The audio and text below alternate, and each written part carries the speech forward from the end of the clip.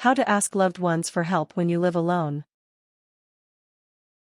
While living alone allows you to be independent and self-sufficient, there are times when you might not be able to or want to be on your own. While it can be difficult to ask for help, remember that your loved ones care about you and want to support you.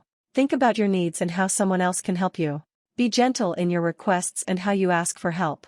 Finally, be willing to reach out for any support you need, especially social support. Part 1: Figuring out your needs. 1. Be confident. It can be difficult to reach out for help, especially if you're used to living alone and being independent. If you need help due to mental health problems, addictions, or you're just really in a bind, remind yourself that this person loves you. They may be flattered that you confided in them or asked for help. It's okay to reach out to your loved ones when you have a need. If you discuss a personal matter in confidence, say to your loved one, "Thank you for listening and being a friend. I want you to know that what we discussed is private and stays between us. Please don't share this with anyone else." 2. Think about what you need. Before you reach out for help, think about what it is you hope your loved ones can do for you. You may want emotional support, social support, medical assistance, help in the home, or financial contributions. What you want may influence how you ask and who you ask. For example, a request for money may be very different than a request for emotional support. Think about something specific that you'd like help with before you make a request. Instead of saying, "I want help with my addiction," say, "I'd like help making sure I get to therapy and group therapy each week. Can you drive me?" 3. Make a reasonable request. You might need $52,000 for medical expenses, however, it's unreasonable to ask for or expect someone to pay for that. Instead, you may say, "Recovery is difficult and I haven't made it back to work yet. It's hard to take care of the house by myself, and I'm wondering if you can help me with finances." Asking someone to take time off from their full-time job to help you after surgery may be too much, however, it's more reasonable to ask someone to check on you after work a few times. Don't make demands of people. Often, the tone of voice and words chosen are the difference between asking and telling. Say, "Would you be willing to buy cat food?" or, "Can you help me with my laundry?" instead of pressuring someone or demanding something. Try giving the person 2 or 3 options for ways they can help you so they can choose what works best for them. You could tell them some of the things you need help with and ask, "Do you think you could help me with one of these things?" 4. Consider their needs, but don't be afraid to ask for help. While it is important to consider what your loved ones have going on in their own lives before you ask for help, this should not necessarily stop you from asking for help. You may be afraid that the person is too busy and you don't want to disrupt their lives, but don't assume your friend cannot or will not help you because they have their own struggles. Remember that this person cares about you, and part of being a friend is being able to ask for help when you need it.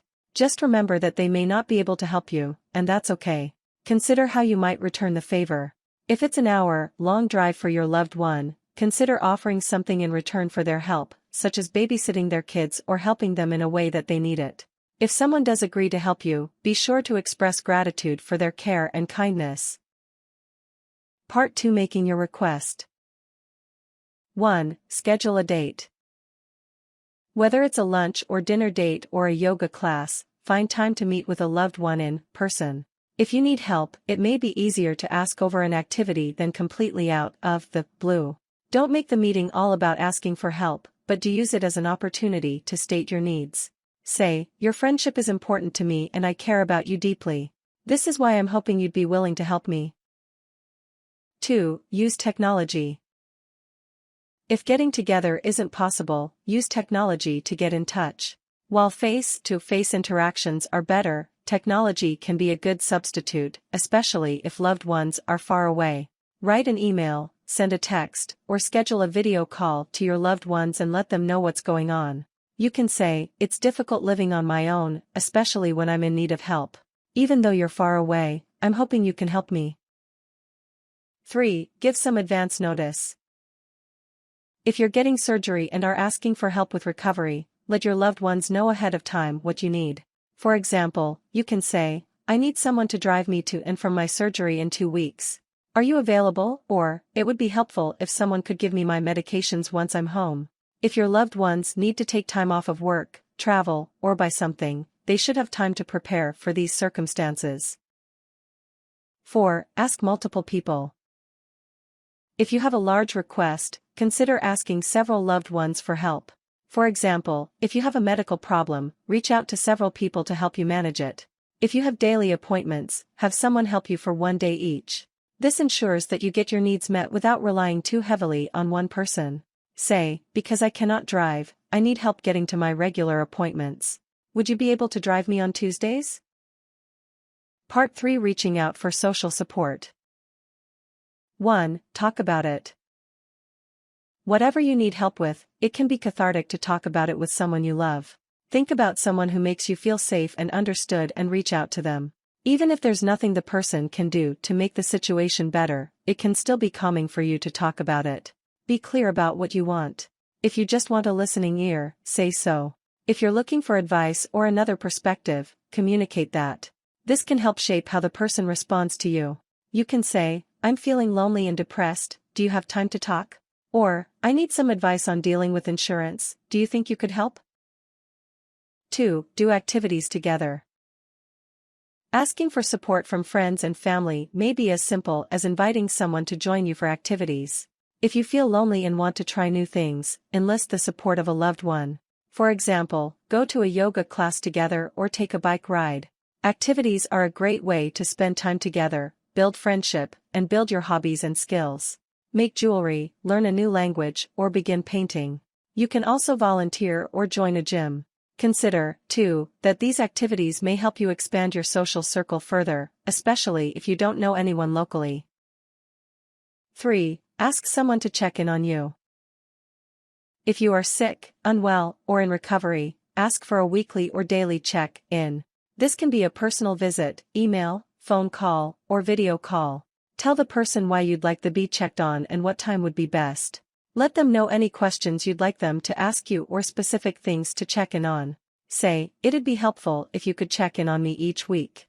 It's hard for me to get back on my feet, and knowing you're looking after me would help me.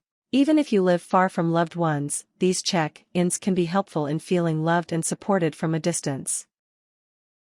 4. Join a support group. If you feel alone or isolated yet your loved ones are far from you, consider joining a support group. Support groups exist for people who have medical and mental illnesses, addictions, or share similar life circumstances. Attending a support group can be a great way to receive social and emotional support from your community. If you're nervous to attend a support group, ask a loved one to attend the first meeting with you, if at all possible. Join an in-person group in your community by calling up your local hospital, mental health clinic, or asking a spiritual advisor. You can also join online support groups. Becoming involved in a church, spiritual community, or another close-knit group can help increase support and take the weight off just one person.